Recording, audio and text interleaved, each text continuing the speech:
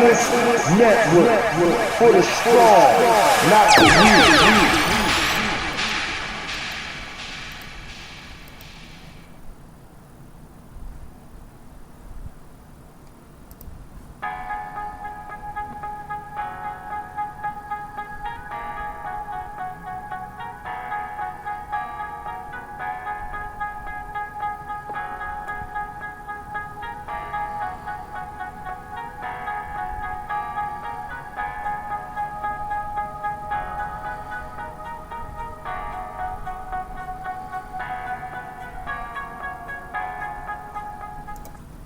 escaping this.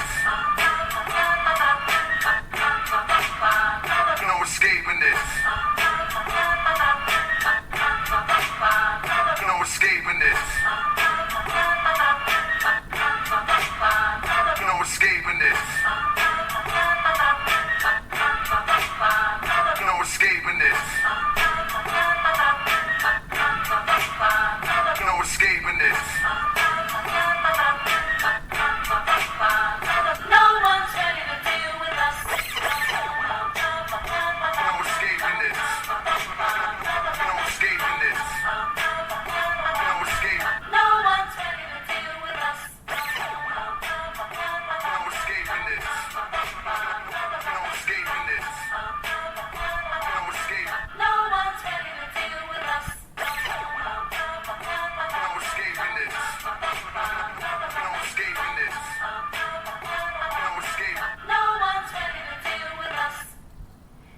You are listening to the End of the Bench podcast on Built for This Network, hosted by my man HRap.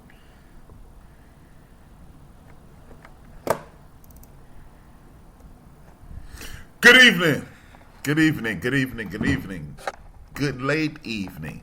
This your man HRap coming at you live and direct. This is the End of the Bench podcast. Looking very spooky right now, and I'm back. How about that? How about that? Turn the light on. It's a whole different situation. Thank you for tuning in.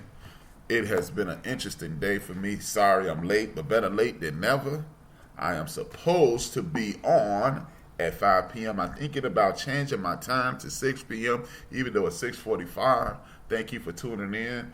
It is going to be an interesting show, interesting show. I'm here to tell you that I am still sending out notifications because I am 1 hour, 45 minutes late for this broadcast, but I'm going to bring the funk like it was never brought before. It has been an interesting day for me. This is Built for This Network. I am HRap. This is the End of the Bench podcast. This is where I build and destroy. I build up the community and destroy the propaganda and lies that are circling our community, because this is what I do. This is my life calling.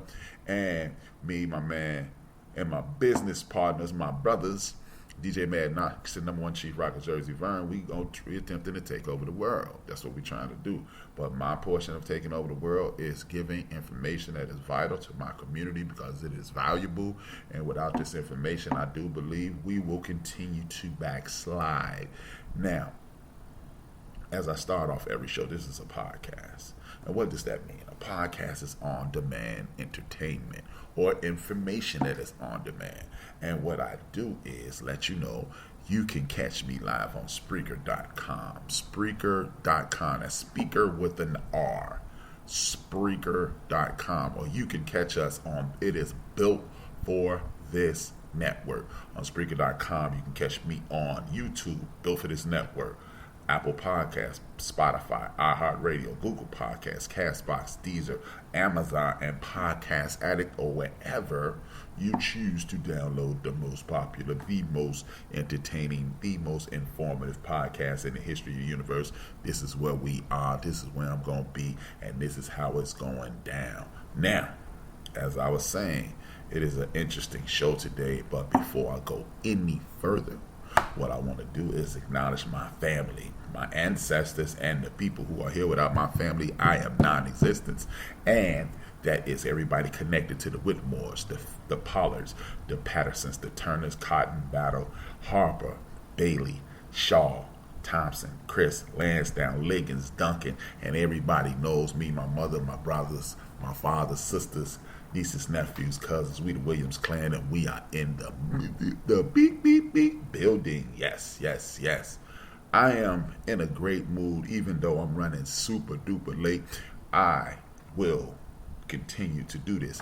Again, I am 99.9999999% sure I am going to do from 6 p.m. to 6:30 every day, and then you can go right into 3 Queens, 3 and Kings, and then it will be a pleasant weekend for you. Now, I got my main man D in the building, and he is. If you are in the chat room on YouTube, I need you to follow Fine as Wine. It's a cooking show. It's entertainment. It's informative. It's everything that you need. It's my show with good food on it. That's what it is. And if you enjoy me, I'm quite sure you'll enjoy him. It is an awesome show. Please tune in. Please subscribe, because I am on this mission to blow up the entire black universe. Everybody who's doing something positive, I need people to support them, because without them, there is no point doing this. We need this. We need this. Now, I have an issue. I definitely have an issue. The issue is this. We are in an off year, so to speak, when it comes to politics. And what does an off year mean? It's the year that people should be campaigning. It's the year that people are doing things that they have to do, they're supposed to do, and we should be sitting back watching the government work the way we anticipated them working. This is when the United States federal government should be living up to all those campaign promises, those lies that were spun, that those things that they said that they would do for us, and we're supposed to be watching right now and saying, are they going to do it? And then we're supposed to either get angry or do something about it. Now, I am not a proponent of voting. I'm going to say that very slowly. I am not a proponent of voting. Well, how are you talking about community empowerment and you ain't even trying to vote and get involved and be a part of the process? This is how I'm trying to do that. This is how I'm going to do it. Because, see, the thing is, what's important to my people is more important to me than what my personal views are. And if you see a flaw in how you do something, or you see an albatross in your thinking, you must grab your thought process and change it to benefit the masses. Because, see, it's easy to stand here and be on air every couple days and say you need to be thinking like me. But how many of y'all gonna respond to that? None of y'all. No one is going to respond to that. No one is going to look at me and go, hey, you know what? HRap is right, man. We are being unreasonable. No one thinks like that. People, we think the way we've been thinking most of our lives, up until and including the moment we'll be shown differently. You see what I'm saying? So instead of attempting to get the entire black community, or the big part of the black community, to change the way they think, I changed the way I thought in hopes to inspire you to do something that will benefit you. The reason I'm talking about this is because these politicians promise us the moon and the stars. Who churches do they show up? They show up at our churches. Who babies are they kissing? They kissing our babies. Who are they out there trying to do the electric slide, lying about having hot sauce in their purse with? That's what they do to us. And if you are consistent listening to the show, if not, go back and listen to as many as you can. But I am a person who said, you know what? We cannot trust one Joe Biden. I still don't, and I think we're seeing why. And it's another thing that I said. I said we need to put ourselves in a position to whereas once Joe Biden is elected, we need to be looking for somebody else. So what I'm going to do in addition to that is this. I'm going to add one more caveat to it. We need to get our butts in gear and start looking for a replacement for one Joe Biden now. See, it's not enough to vote for people who have our best interests in mind. It's not enough to say we're going to get involved and get into it. What we have to do is start looking for people who are only going to look out for us. I'm going to say that again. We need to start looking out for people who are only going to look out for us, who every time they open their mouths, they're saying, and this is what the black community needs, period. See, there's so many things in the way of our progress that they're set aside and they've made promises. We've had Bill Clinton, just in my flat out adult life. We've had George H.W. Bush, Herbert Walker Bush. We've had Bill Clinton. We've had George W. Bush. We've had Barack Obama. We've had Donald Trump, and now we have Joe Biden. And guess what? Since 2 years before years before Herbert Walker Bush took office, our good ancestor John Lewis put this anti-lynching bill into play. And guess what? That was 1986. And guess what? It still isn't in effect. So what good did it do for us to not deal with him? It don't do any good. It does us no good to not deal with him, right? So, oh man, see, Bill Clinton, he gonna look out for us because he on Arsenio Hall and he playing the saxophone and he smoke weed. He the first black president. Yeah. Well, you know what? He ain't do us any good either. Now, so we got two guys in here who we really like and they did nothing for us, right? Now, did nothing for us, didn't help us in any way, didn't advance anything, and guess what he didn't do? He didn't pass that anti-lynching bill. He didn't pass these voter reform acts. Nobody did this. So this is what we need to do, brothers and sisters.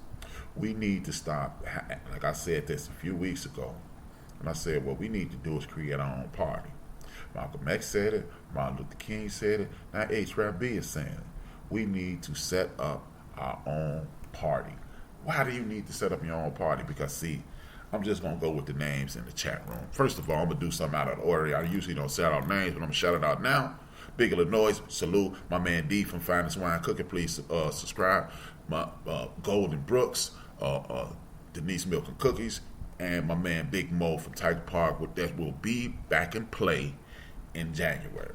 Now, with that being said, this is what I want you to realize, man. If we do these things, look, we need these things. We need good people in play because if this is what we have to do. Politics is a game that not everybody knows how to play. So what we need to do is get somebody who is in that game, in that arena, and who's going to fight for us. See, we keep focusing on the president. That's our number one problem. We are focusing on the president of the United States of America. He means absolutely nothing to the working man in the city of Chicago, or North Carolina, where Mo is, or in Alabama, where my sister Denise Milk and Cookie is, or in Virginia, where Phyllis and or Candace, where they are. Whoa, the president don't mean anything to them. Whoa, my nose is bleeding. Just a second.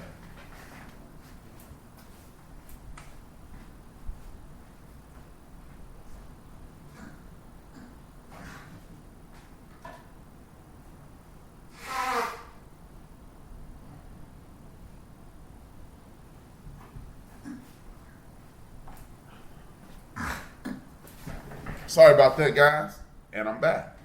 Wow, my nose just started bleeding all of a sudden. I'll be okay. Don't worry about it, people. I'm back.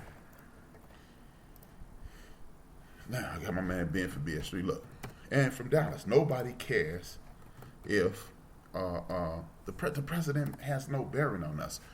As a community, what we need to focus on is this.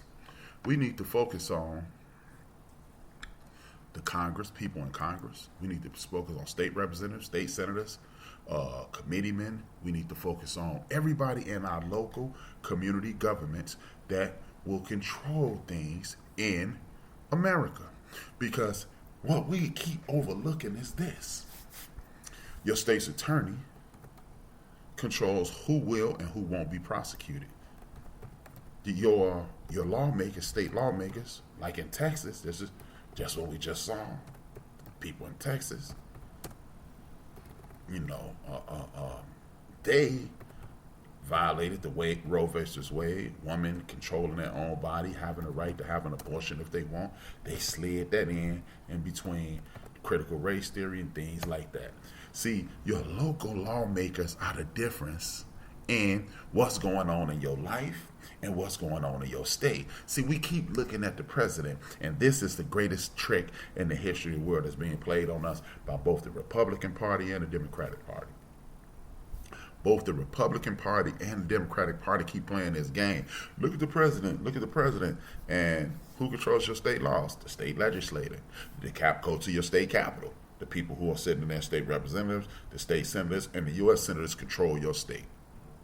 And the U.S., do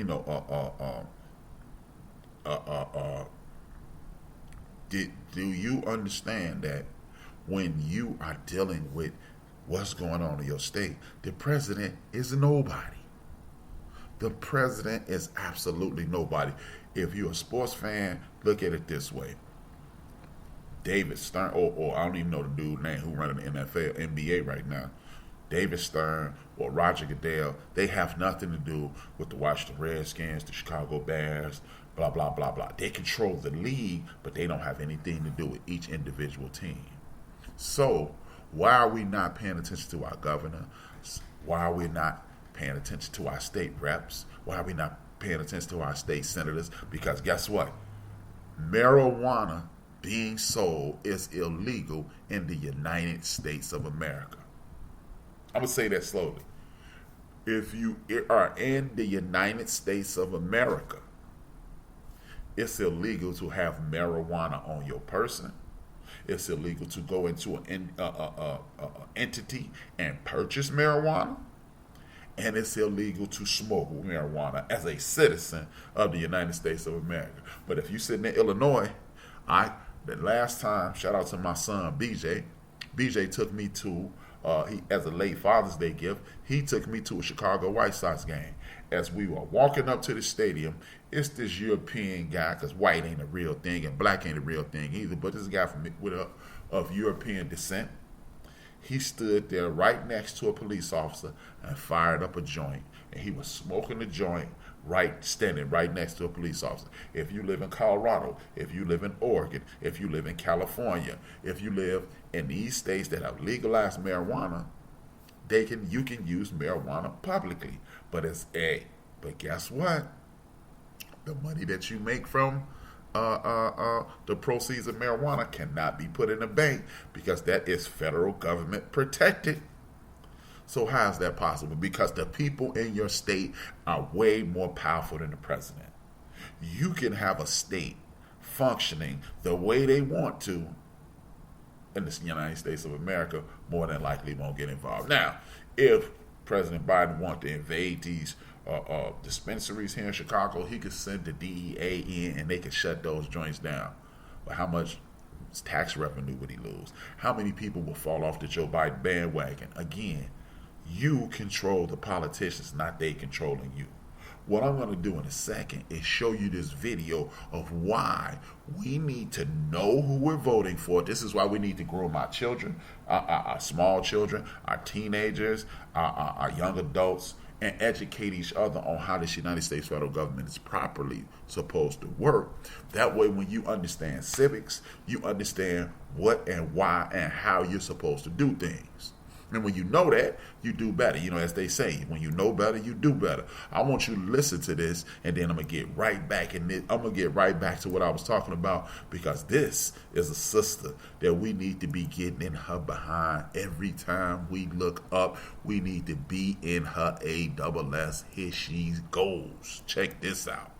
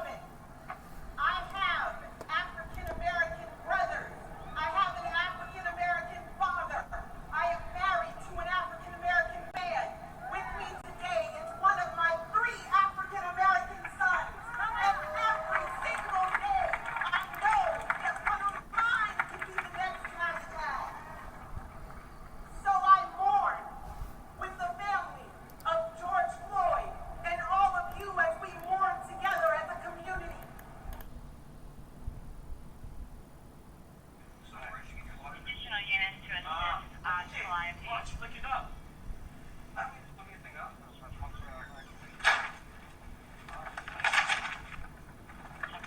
Sir, I want to talk to you, so you have to talk. What? No, get back. I'll talk. Get back. I'll talk.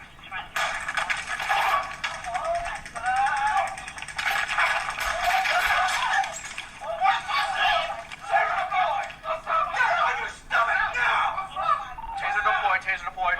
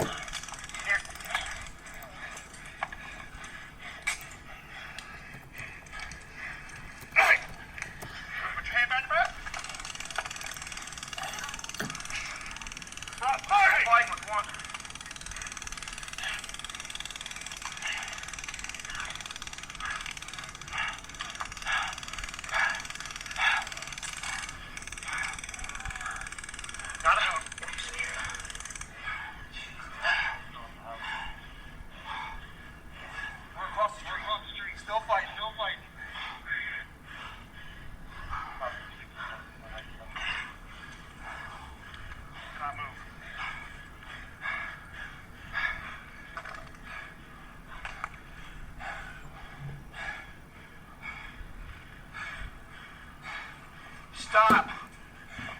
Stop kicking! He's coming. Here. Couple streets down. I got a hobble back my heart.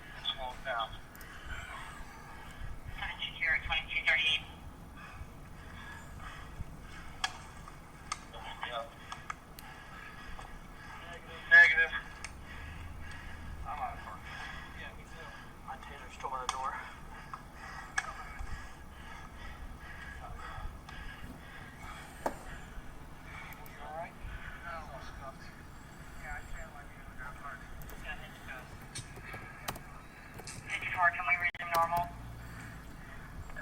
Roll up. Finishing normal on 1 at 2339. What's his name? Gene. Gene. Gene. You awake?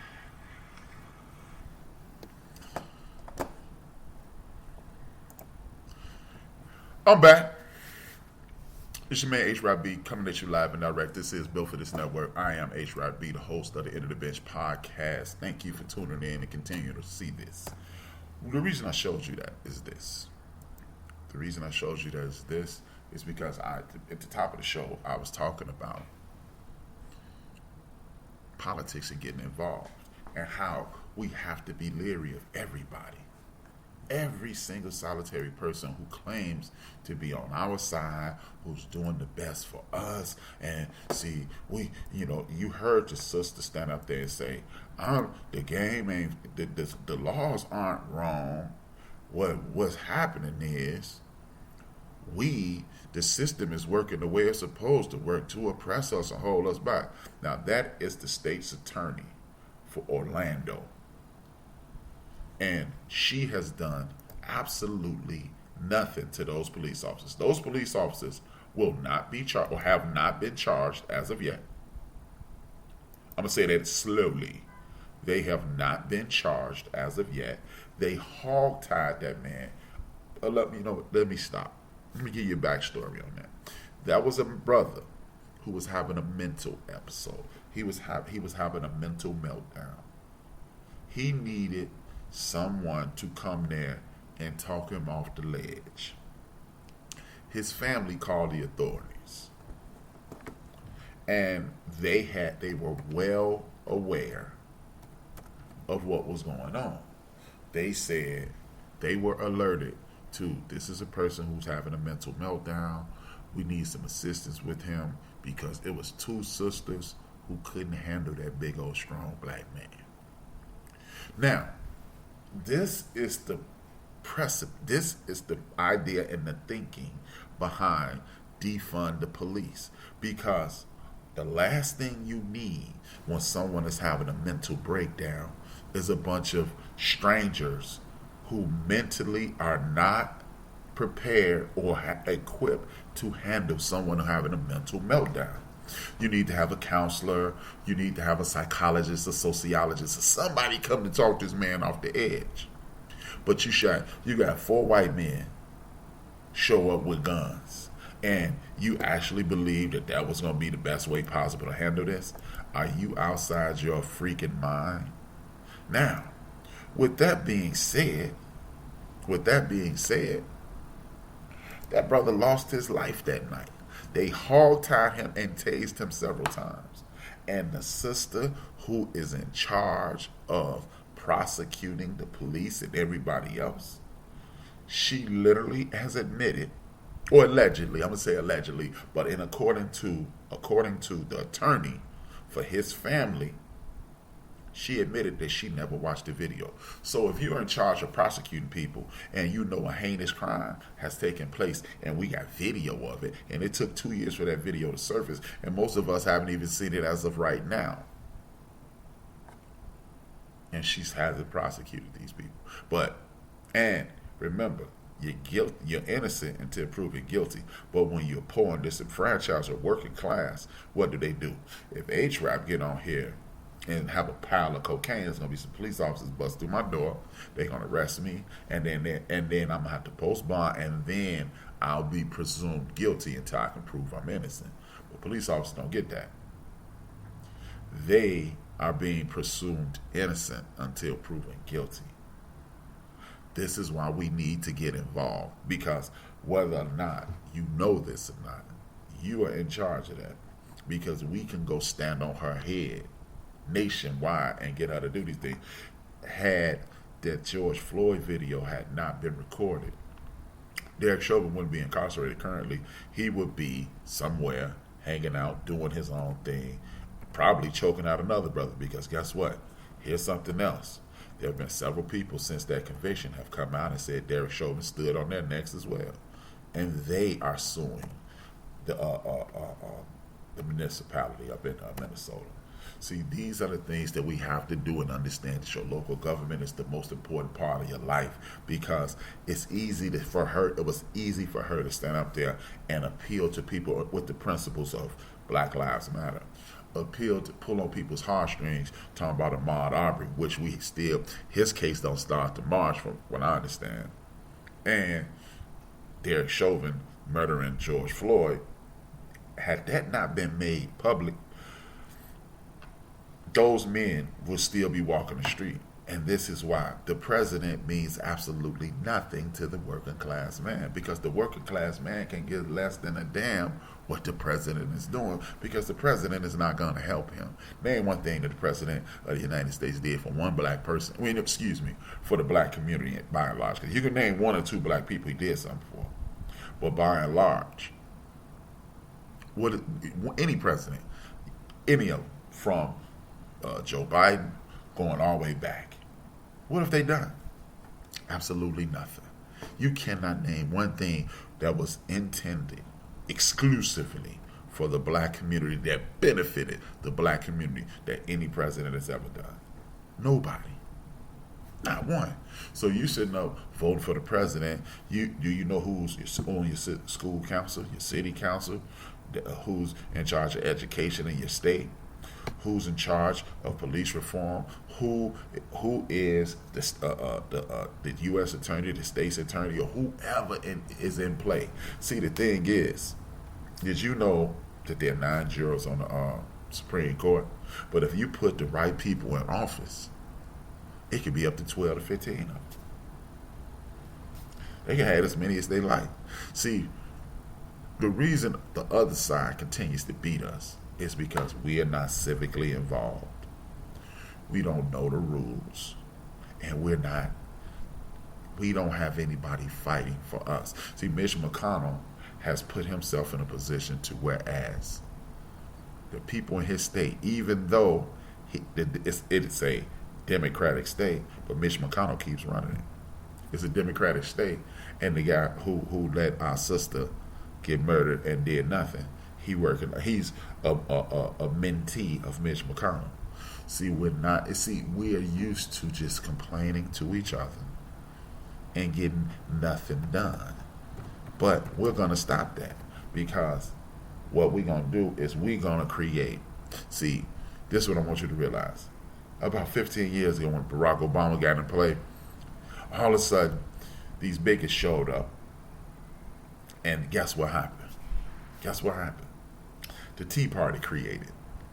So why don't we start the We Party? Because we are the people who are being affected by this. And you don't have to be in our tribe. But what we need to realize is this. The We Party that started by us, we don't give a damn if it's a donkey and a D, or Republican, or R, and an elephant next to you. What we realize is politicians' job is to keep their job and stay employed. So, whether it's Republican or Democrat, it really don't make us a difference. What are you going to do for me? And then document what they say they're going to do, and then you follow it up with staying in their behinds with that. Because it does us no good to do these things and complain if we're not going to keep our foot on your neck. One thing you always hear from older people is people don't do what you expect, they do what you inspect. And I even heard someone say, by the grace of God, I hope Joe Biden is going to do this. Joe Biden is not going to do a damn thing, people. I'm just letting you know, Joe Biden is not going to do a damn thing for us. And if you have any doubt in your mind, this is all I want you to do. I want you to look up Texas Rangers and the Haitian refugees. That's all I want you to do.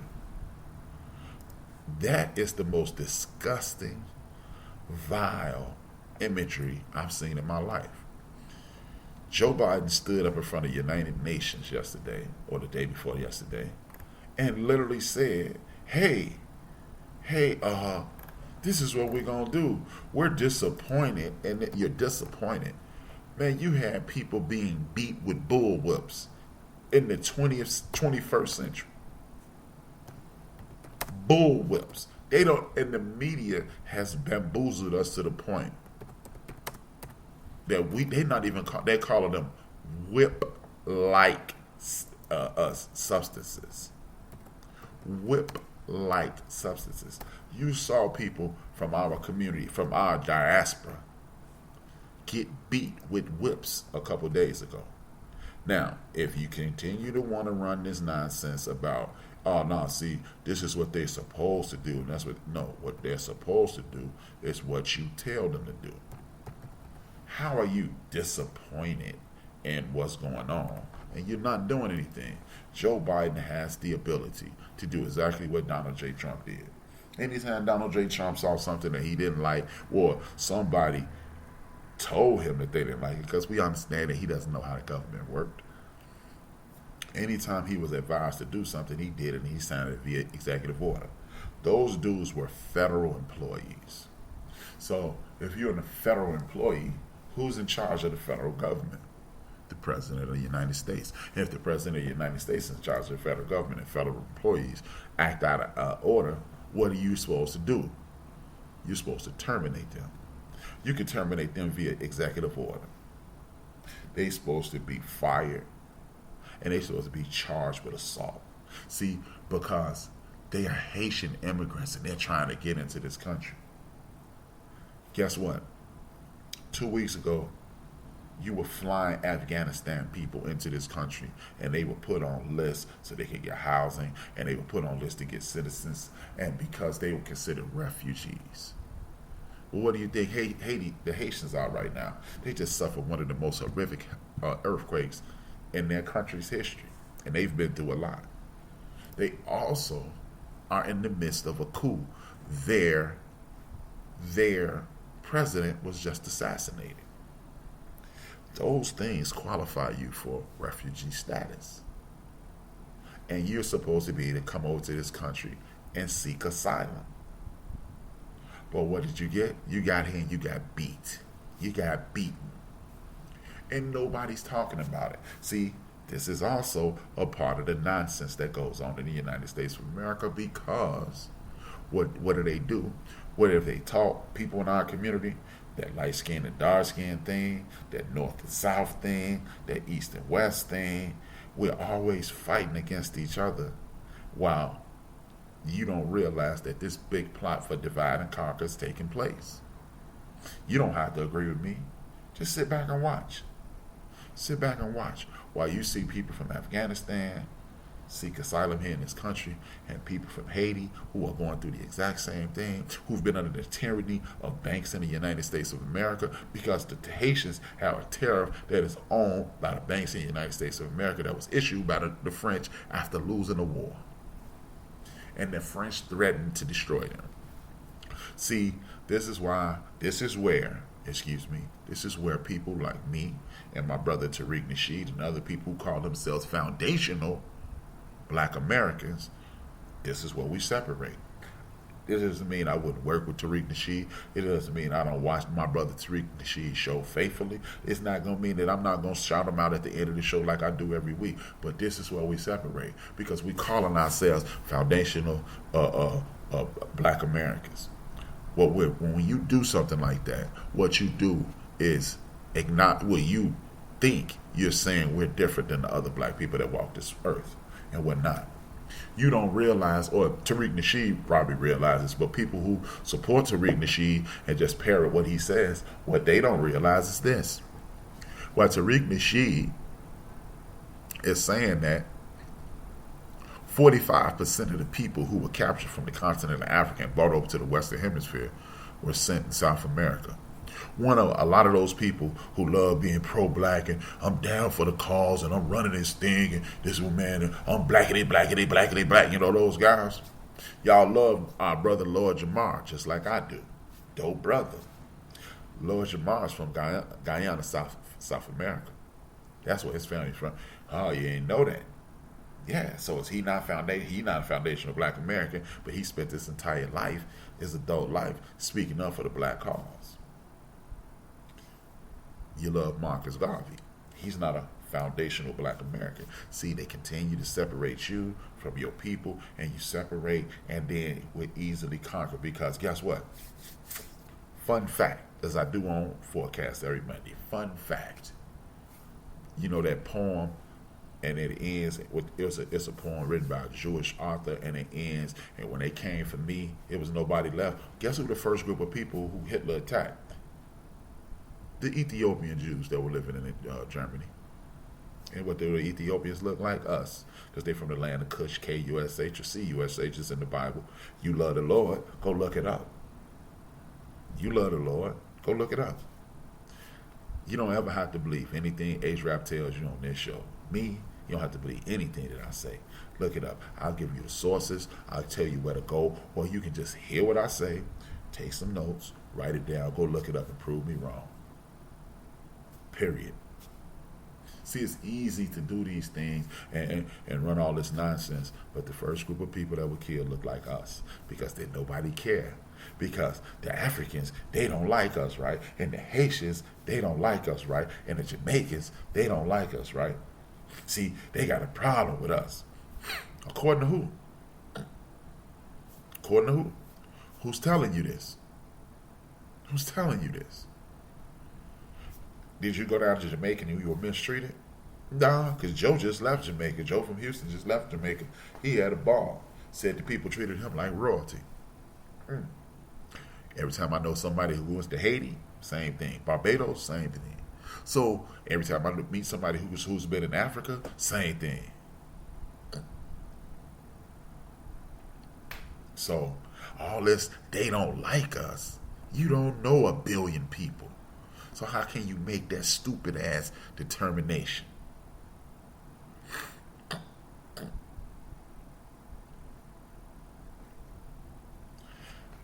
And like my man Dorian just said, he disagreed. He got people who treated him like shit. So what I want you to do is this, Dorian.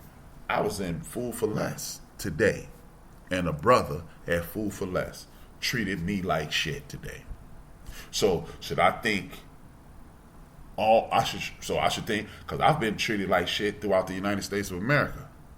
So should I think black folks who treated me like shit in Indiana, all the Indiana black people ain't shit? Should I think the people who treated me like shit in New York when I lived in New York, should I think they ain't shit?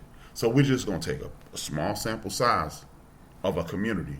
And so if that's the case, if we're going to do that, Dorian, so why should we trust each other? Are they assholes? In every single sect of every single community in the history of the world, you're damn right they are. But I'm not going to judge a group of people because a group of assholes mistreated Dorian or anybody else. And if they mistreated you, that means they're dumb. They're the very people that I'm speaking about. They're the very people that I'm speaking about because they've bought into some colonization as well. I'm not going to say, because guess what? As you were treated like shit because of the people that you dealt with, guess what, Dorian? I'm 51 years old. I've yet to meet one person from the continent that didn't welcome me in and call me their brother and treat me like a king.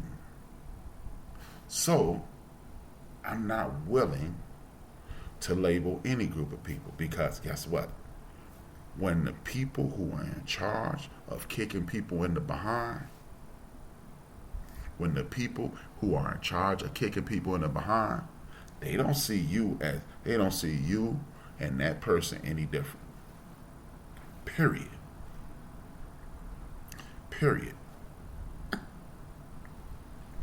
But when you have multiple people with the same testimony, and I'm quite sure there are multiple people with my testimony. So do we discard your testimony, Dorian? And this is what Dorian is saying, and this is the conversation. If you look at the screen, you'll see what Dorian is saying, and you'll see what I'm responding to. So, should we disregard my testimony and value yours, or should we value yours and disregard mine?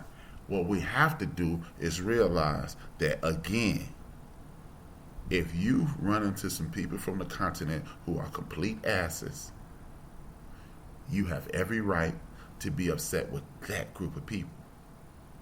But if you run into some other people from the continent that treat you with the respect and the humanity that you should be, you should respect them and honor them as well.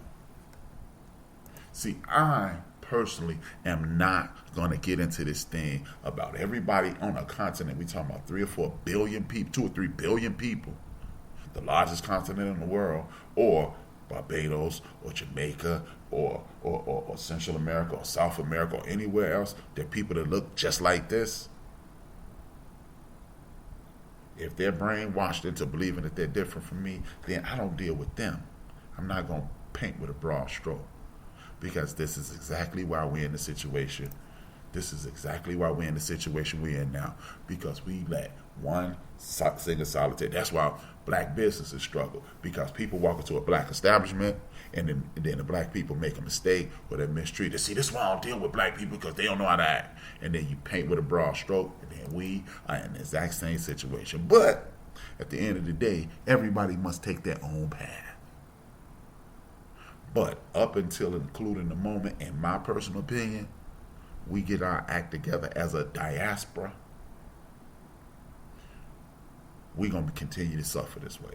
Because just like you've had poor experience to talk to a brother on Twitter all the time, and this is a brother who has packed up and moved to South Africa, and he says people tell you all the time over there that they want us to come over there and help them. So everybody has their personal experience, and bam, that's what you have to go by. If your experience has been bad, then hey, sorry for it. I've had nothing but an excellent experience. I can't help it.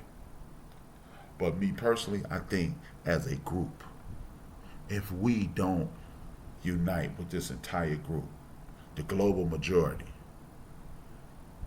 we will continue to suffer. Because there are other groups and other sects of people on this planet that they don't get along. But when it comes time to unite against us, them against the rest of the world, for that brief moment they come together and they disperse their energy and empower themselves. They still don't like each other, but they still do what they have to do to survive. And me personally, I'm willing to do it.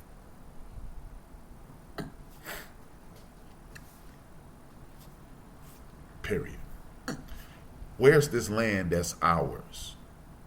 You mentioned they want our money, they want our land, and they want citizenship. First of all, why do you have to apply for citizenship on Earth? These are lines these are invisible lines drawn by people who damn near colonized the entire planet.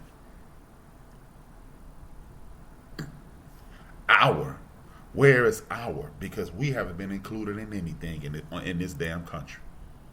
So this our thing, I don't get it.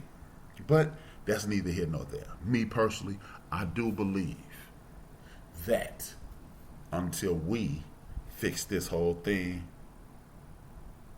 that's going on in our community, we'll continue to suffer. We will continue to face the tyranny that we face. Period. But what we do have is an opportunity to get our act together. We do have an opportunity to move forward and get things in order. Otherwise, we will continue to suffer the tyranny of this United States federal government and this world minority, because we are the global majority. Period. People who look like us are the global majority.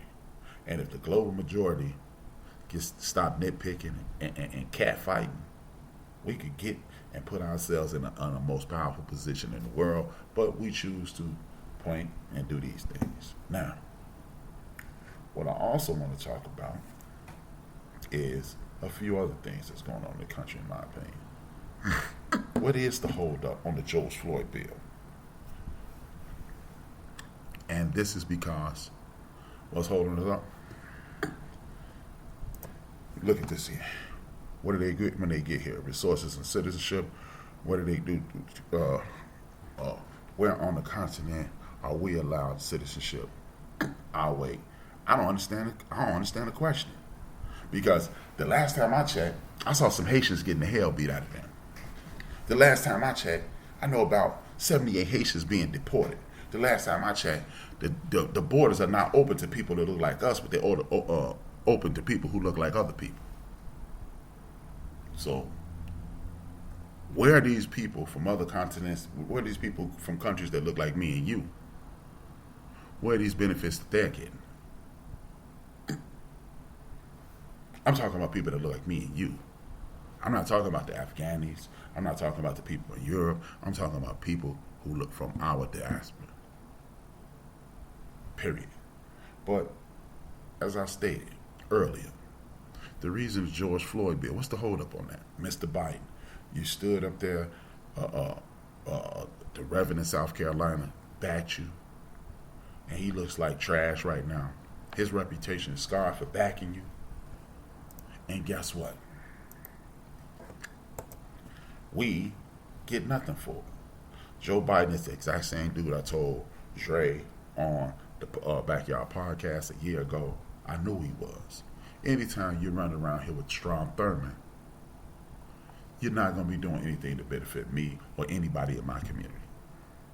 This dude is the same dude who allowed Anita Hill to be humanly violated and did nothing. This is the same dude who did a lot of these things. And nobody ever held his feet to the fire. And nobody said anything. But we keep concerning ourselves with the presidency. And the reason we keep getting screwed is because the president doesn't control the United States of America. The Congress does.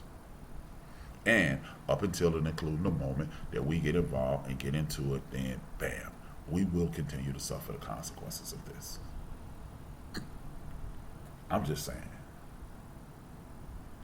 if you have a mitigated gall to bullwhip people in front of the world and nobody has paid any prices, nobody has done anything, and we sit back and watch and think nothing of it. These are the things that allow other people to do what they want to do to us and have no consequences to pay.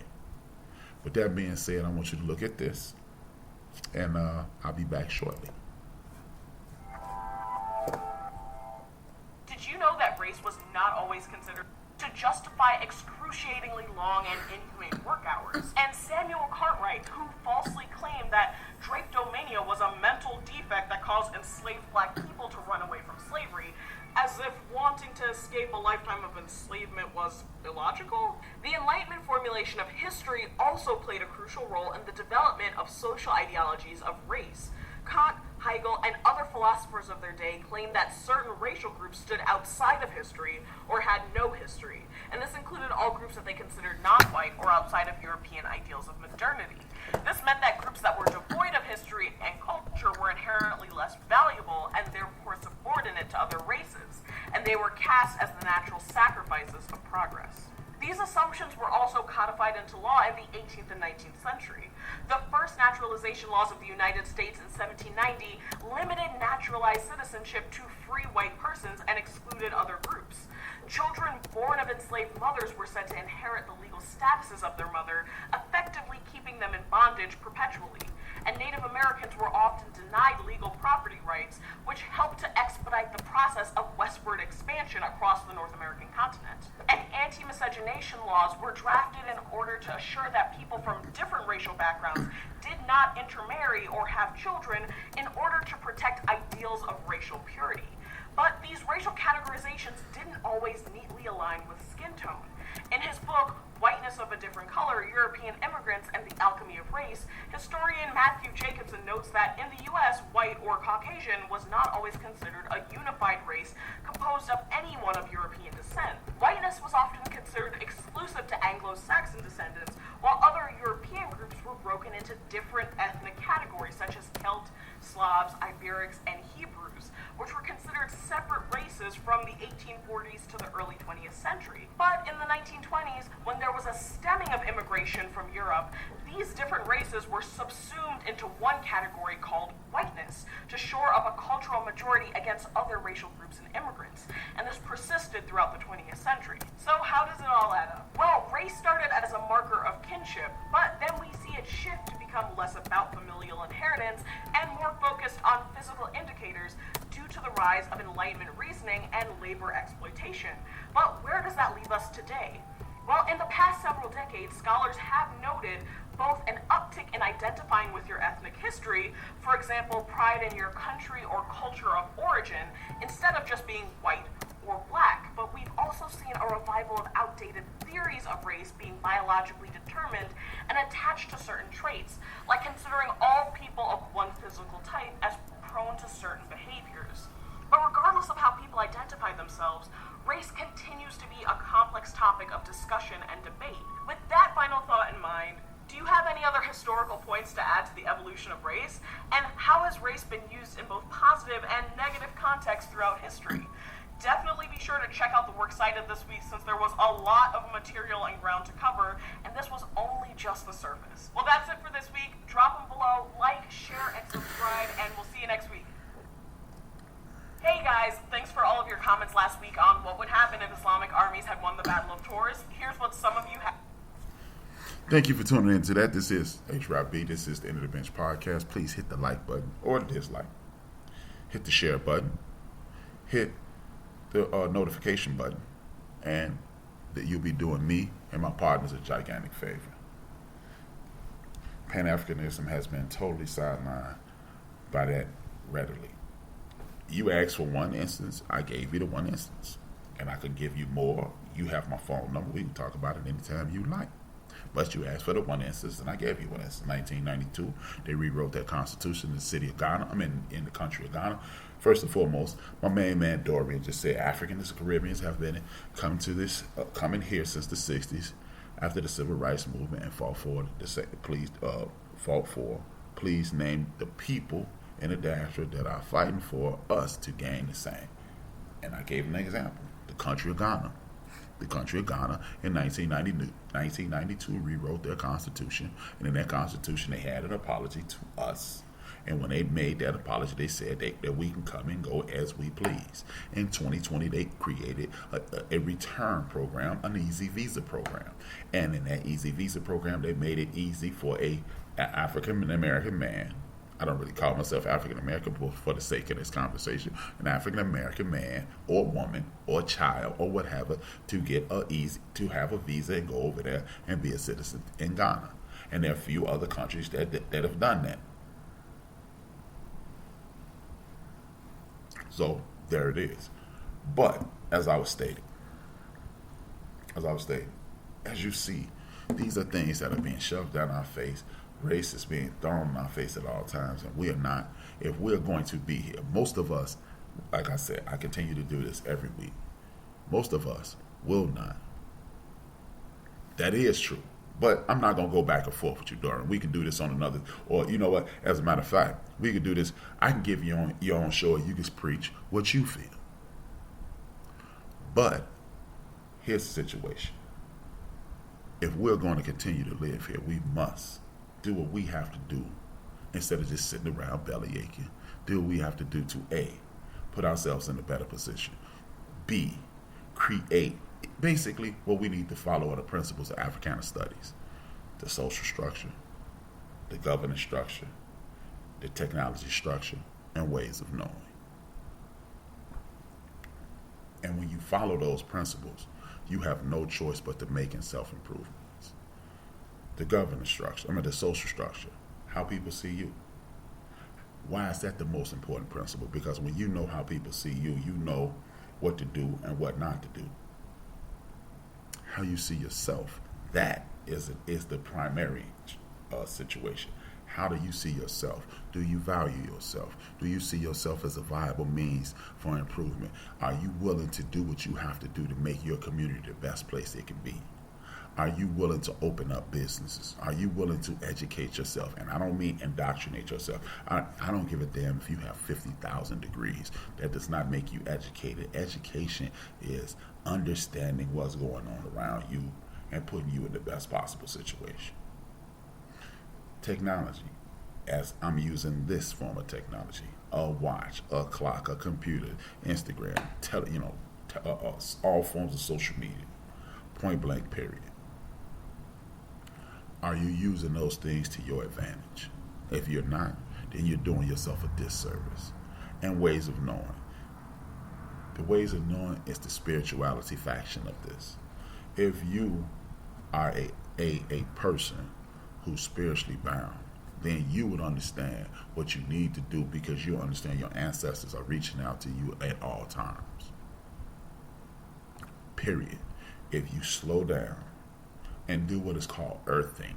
Earthing is a practice of putting your feet, your bare feet, on the bare earth, as we talked about on the forecast 2 weeks ago. Putting your bare feet on the earth and becoming one with earth, slowing yourself down, getting out of what is called a rat race, because the rat race does you no good. The rat race does you personally no good, because all you're doing is fighting for a system that does nothing for you as of now. But you do have the numbers in which to take over the situation. But we've been trained to play the game instead of taking over the game. Point blank, period. We must put ourselves in a position to take over the game, because if you're going to continue to play a game in which it was not meant for you to play, so the rules can change anytime you like, you will continue to lose at said game. Or you can take over the game, because again, we keep playing and participating in nonsense. We keep using terms like, I'm in the minority, and you're not a minority, because as I gave to you the statistics a few weeks ago, there are 45 to 50 million people who look like me and you are from this country. We walk around every day and we participate in the nonsense every day. Now, if you got those 45, you don't even need the 45 to 50 to move in one direction. But if we can get the majority of us to move in the same direction, which is community empowerment, community upliftment, protecting of our children, protecting of our women, and protecting of our elders, and then the education portion, and then the structural portion, whereas we use the money that we've obtained and the money and the wealth that we obtain and stop supporting other communities and stop allowing other communities to live off our backs, then and only then we'll be able to move and expand the way we need to. Is it a system in place to hold you back? Indeed it is. But you can override that system just like any other program. You can override it. And when you override it, you move forward and you take over the situation. Period. But if we want to continue to go back and forth and play the game and see, we want the president and we want this guy and that guy, those people have no concern for you, your grandchildren, your nieces, nephews, cousins, and friends.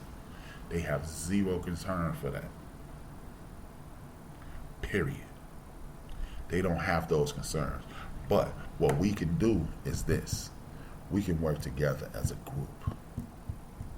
And we can buy the very politicians that other groups buy. And that's up until and including the moment we put people in place that we want in place. We can be learned, meaning we can teach each other what we know. If you're a carpenter, you need to be teaching a young man in your community carpentry. If you're an electrician, you need to be teaching people in your community electricity, the principles of being an electrician. If you are a plumber, you need to be sharing that information. This is how you create a community. But what we do is, like me and my brother Dorian, we're disagreeing right now. But Dorian isn't feeling any way about me, and I'm not feeling any way about him. We just disagree. That's the purpose of that's the purpose of the show. The open conversation, whether you agree, disagree, or go along. We need the conversation. We need the conversation. So instead of just being adversaries, what we have to do is create a situation to whereas we can insulate each other from the nonsense. Because me and exactly, see, as you see, Me and Dorian were disagreeing, but at the end of the day, our goals are the same. I've been saying this since I've had this show. I don't need an echo chamber. I don't need you to agree with everything I say. You could be diametrically opposed, but one thing you are not going to be diametrically opposed to is we need to fix us. We need to fix us. The money that we are spending, I'm not going to ask you not to entertain yourself. I'm not going to ask you not to buy things that you think you deserve. But what I would do is ask you, before you entertain yourself outside of our community, before you buy things outside of our community, reach out to the Dogs of the world, the Dorians of the world, the D's of the world on Finest Wine Cooking Show. Tune into this program. There are thousands of other programs that are out there that are doing what we're doing, and speak to people, and not in a sense that you're telling them what to do and you want them to live the way you want to, the way you want them to live. Speak to our brothers and sisters to enlighten, engage, and understand. Because it's easy for me to just start talking. It's easy for me to just sit here and talk until the cows come home. That's easy. But do I have the ability to listen to a brother like Dory, listen to a sister like Golden Brooks, listen to a brother like DJ Mad Knox? That's where our problem is, in my personal opinion. We don't listen to each other enough. Because when you listen, you have bought into what that person is saying. That person is saying something that is of quality. So I will, as they used to say it on the continent, I will put a straw in my mouth. If you have a straw in your mouth, you're not talking. And you're listening to Dorian. You're listening to Ivan. You're listening to Joe. You're listening to me. You're listening to young people. Because we do a lot of dismissing of the youth in our community. That nonsense mumble rap. But guess what? Your mother heard that nonsense traditional rap when you were listening to it. And her mother heard that nonsensical whatever. Every generation has their thing. What we have to do is stop bragging about what we used to do and start reaching back for what we used to do and start just building like a Lego set. Mumble rap fits in somewhere. Like, what the hell was George Clinton and James Brown talking about? James Brown was mumble rap. Because I guarantee you, most of us don't know the whole song to many James Brown. But we love James Brown. But when you ask James Brown to stand next to Stevie Wonder, Marvin Gaye, Luther Vandross and sing, James Brown ain't going to be able to keep up, but we love James. So just like we accepted James in his way, accept these young people in their way, because they can teach us some things. And one thing about those young people, a lot of these young mumble rappers who are talking about nothing but sex, drugs, and rock and roll, sex, drugs, and sex, murder, and mayhem, a lot of those young brothers are donating to their communities. Yeah, they're having a bad influence on their community and musically, but they're reaching back and helping as well. One of the things that you need to do, and I keep saying this, instead of complaining about them making music that's distorting our kids' mind, it's not their fault. Complain to WGCI. Complain to Big Boy Station out of LA. Complain to Hot 97 in New York and Atlanta for playing it. Because we couldn't hear that kind of music when we grew up. So we must re-engage with our community. And how you re-engage, you talk to the people who are pointing this poison into our kids' face. So you're going to show the world this. You're going to show the world only Young Thug and Young This and Baby That and Dub Baby and Lil Baby and Cousin Baby and that. What meanwhile there's her. There's Solange. There's Lauryn Hill. Shout out to the Fugees for getting back together, going on the 100 City World Tour soon. See, these are the things that I'm talking about. But whereas it used to be a plethora of things, it's just one thing: sex, murder, mayhem, drugs, That's the only thing they pumping. But all you have to do is say we don't want that anymore. Do you understand one of the most popular shows in the early 90s, late 80s, early 90s was Married with Children, and one lady with one campaign out of Michigan almost got it removed from the television. So why aren't we doing these things? See, there's a lot of people that are probably looking at my show now and they see the brother Dorian, they go, man, HRap, him and that dude Dorian got into it, yada yada yada. No, we had a conversation. And they go, my brother again. There you go. They are product of us. The music isn't for me. I'm an old dude. I can be there to unpack the mess to a point, but where do we need to go?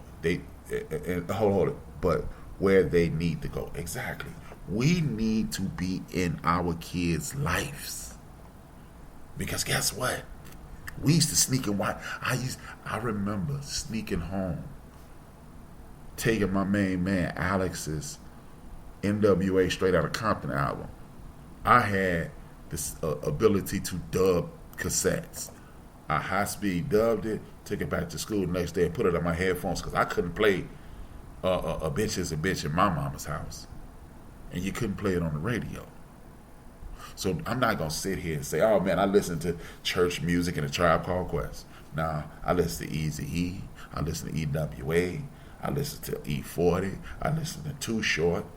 I listen to Just Dice and DMX. I listen to PSK. I listen to Ice-T. I listen to all that foolishness. And I also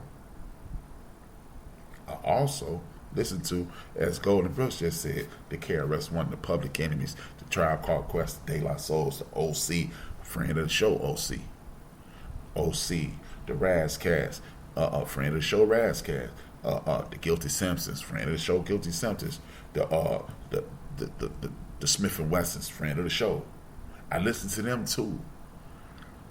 What I'm saying is, nobody's gonna listen to exclusively non-secular music, and nobody's gonna listen to all secular music.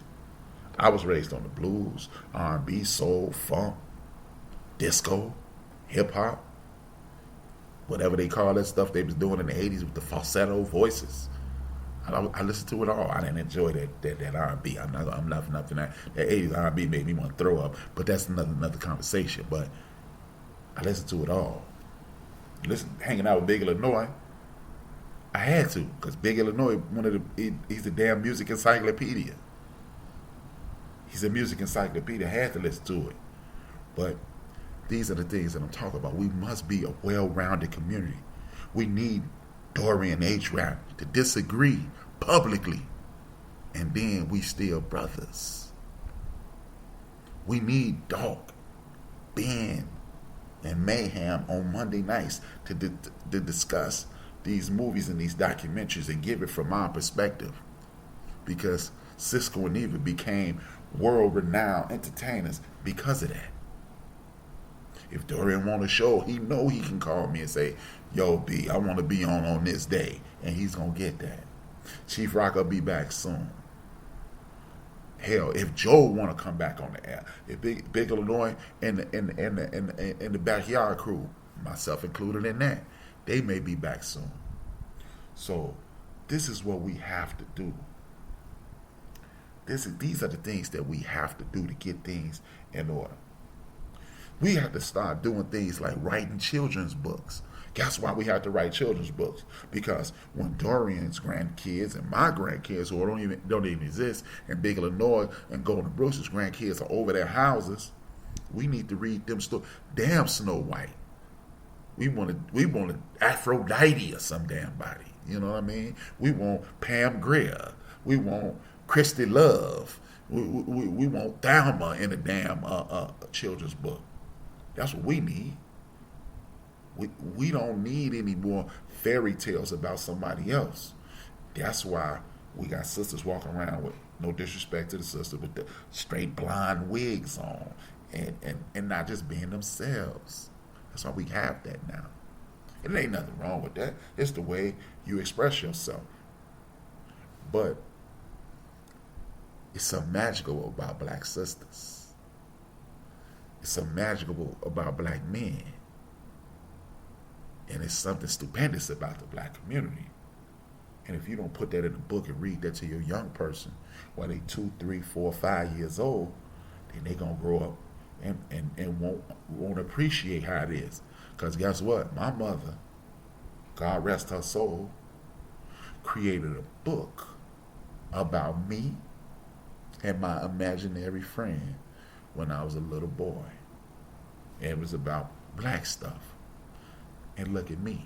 I'm not anything like Ted Koppel or nothing, but I've taken that pride and elevated it.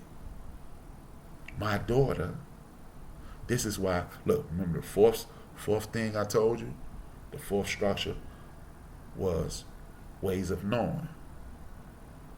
This is how you know your ancestors are working with you at all times.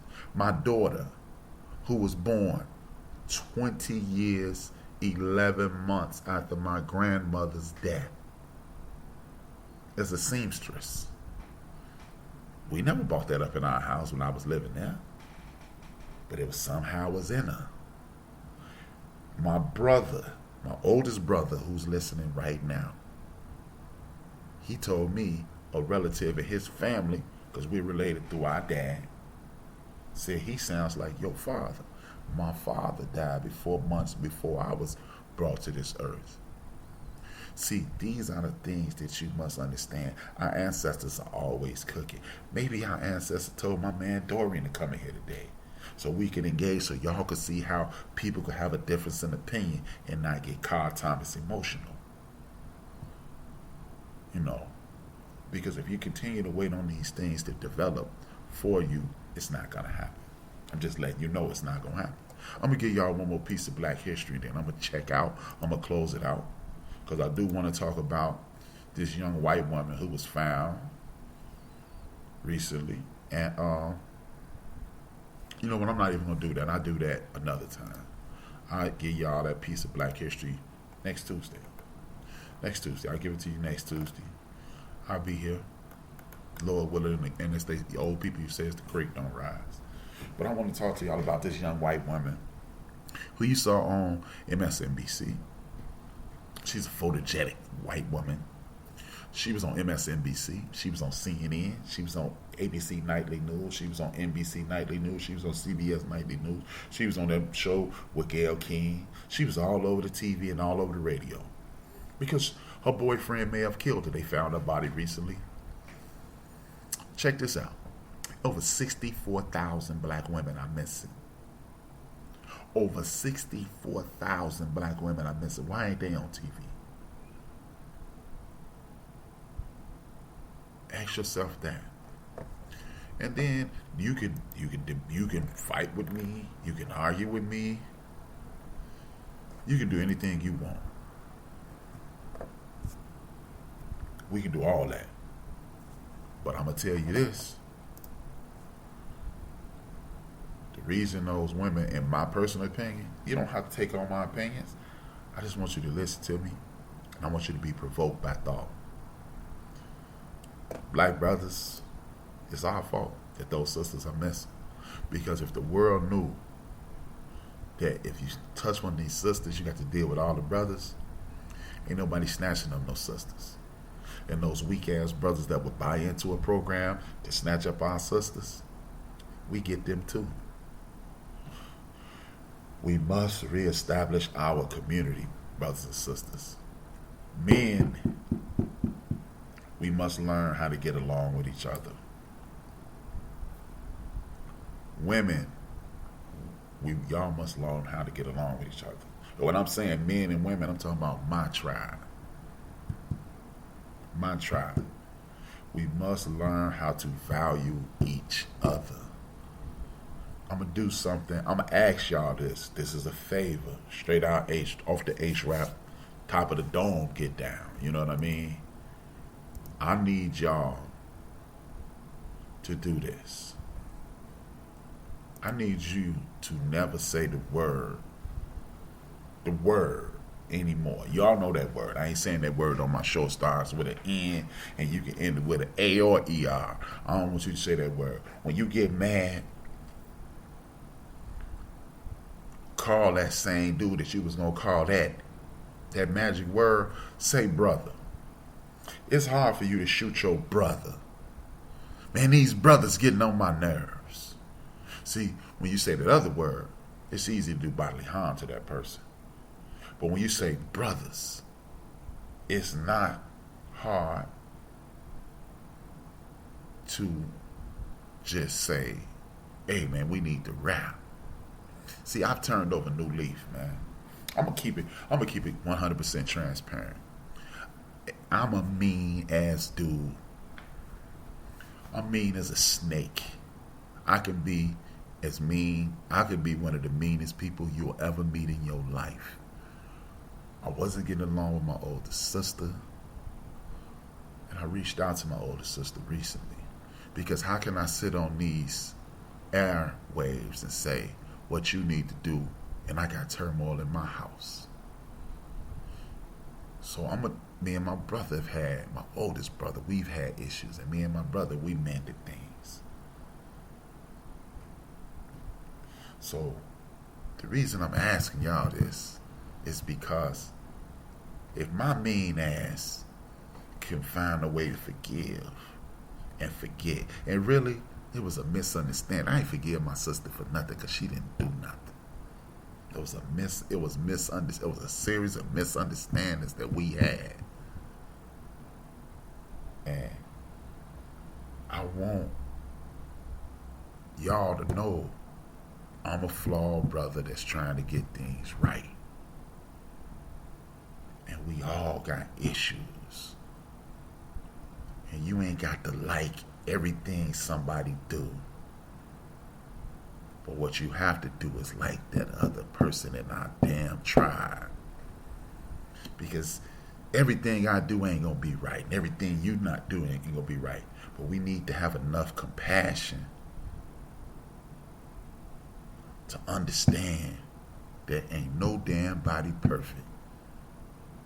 And if you ain't perfect and somebody does something to upset you, charge it to the gang. They just being humans.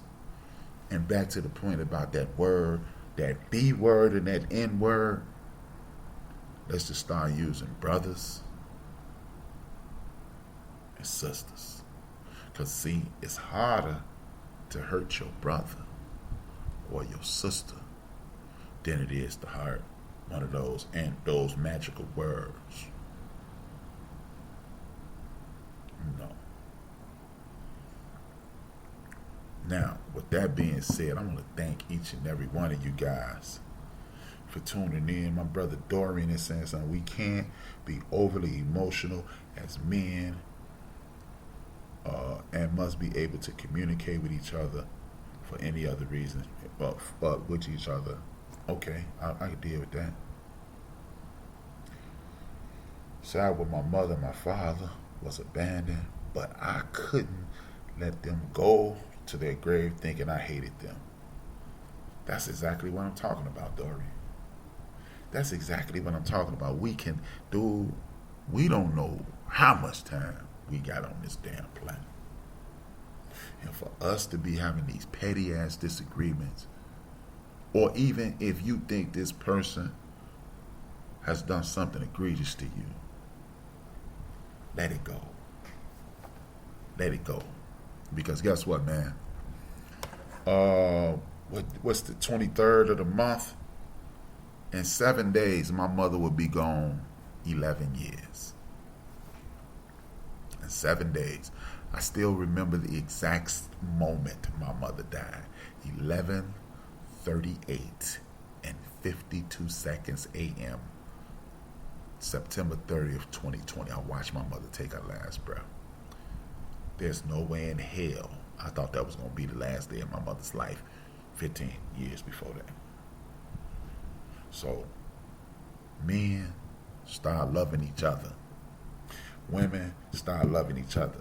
Men and women, start loving each other. And when I'm telling you about our tribe, because I can't be concerned with the world until we get fixed. With that being said, this is your man HRap from Built for This Network. And I keep telling y'all, stop telling people that I'm on YouTube. I am also on YouTube. Because as I stated at the beginning of the show, I'm on Spreaker.com, I'm on YouTube, I'm on Apple Podcasts, I'm on iHeartRadio, I'm on Google Podcasts, Castbox, Deezer, Amazon, as well as Podcast Addict. So that's what Built for This Network is. So anytime you see Built for This Network, you're going to see HRap. Period. You're going to see DJ Mad Nas, number one Chief Rocker Jersey fan. That's what you're going to see. And then the rest of us, we Joe, Big Illinois, Lisa, Mook, Chiz, and everybody else. That's what we going to be. With that being said, as I tell y'all every week, man, salute to the Ghetto Boys podcast, Tariq Nasheed's podcast, Talib Kweli, Noriega, Ray Grady, Zoe Williams, Corey Holcomb, Craig Smith, Al Sharpton Radio Show, Clay Kane, my favorite lady in the world, who I don't even know, but she entertains the hell out of me, and she drops science all the time. Her name is Larry Daniel Favors, the Elder, the Encyclopedia, my man Joe Madison. I want to salute the Baba, Dr. Greg Carr, one of the most educated and informed brothers I've ever met come in contact with in my life. And y'all already know how much love I got for the sister Karen Hunter, the Queen Mother Karen Hunter. I want to thank you guys for giving me the time to, I want to thank you guys for giving me a small piece of y'all day. As I'm about to end this show, y'all already know how I end every show. Dream those dreams and man up and woman up and live those dreams. Because life with dreams without dreams flows in black and white. Life without dreams, with dreams flows. Let me start over. Dream those dreams and man up and woman up and live those dreams. Because life without dreams flows in black and white, and life with dreams flows in Technicolor surround sound. I want to thank each and every one of you, and I want to thank Dorian for challenging me and my points of view, because that's what this show is about. Building and destroying. We're going to destroy all the propaganda. We're going to build each other up and the community. I want to thank each and every one of you guys for tuning in. Yes, indeed, Dorian, I look for, man, much love, brother. See you Tuesday.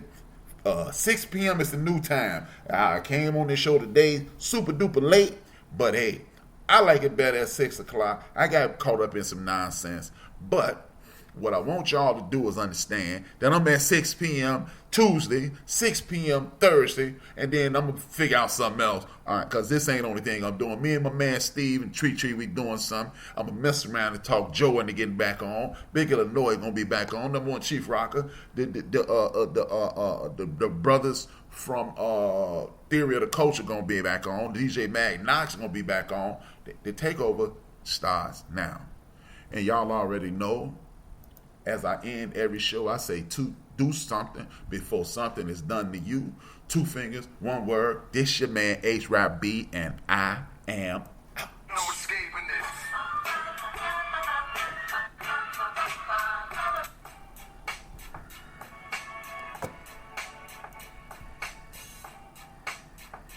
We are Built for This Network, for the strong, not the weak.